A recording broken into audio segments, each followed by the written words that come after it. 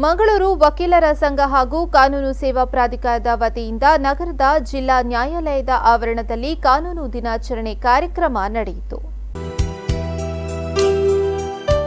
ಕಾರ್ಯಕ್ರಮವನ್ನು ರಾಜ್ಯ ಹೈಕೋರ್ಟ್ನ ನಿವೃತ್ತ ನ್ಯಾಯಮೂರ್ತಿ ಎಬಿ ಚಂದ್ರಶೇಖರ್ ಅವರು ದೀಪ ಬೆಳಗಿಸಿ ಉದ್ಘಾಟಿಸಿದರು.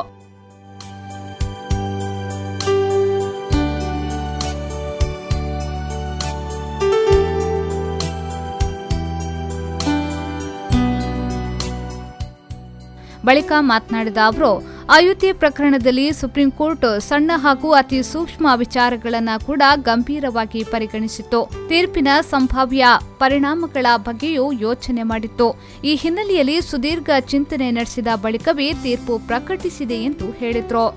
While interpreting the provisions of the Constitution, the constitutional courts, that's the High Courts or the Supreme Court, will interpret in a beneficial way, so taking into consideration the aspirations of the people.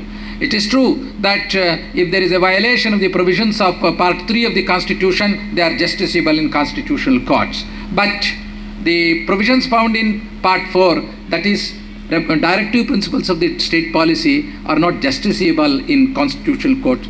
Nevertheless, they are fundamental.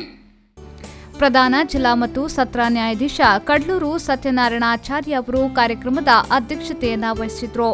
ಈ ಸಂದರ್ಭ ಮಂಗಳೂರು ವಕೀಲರ ಸಂಘದ ಅಧ್ಯಕ್ಷ N Narasimha Hegde, ಪ್ರಧಾನ ಕಾರ್ಯದರ್ಶಿ Raghavendra HV ಮತ್ತಿತರರು ಉಪಸ್ಥಿತರಿದ್ದರು. ಶರಸಾಲ್ಯಾನ್ ವಿ4 news 24/7 Mangaluru.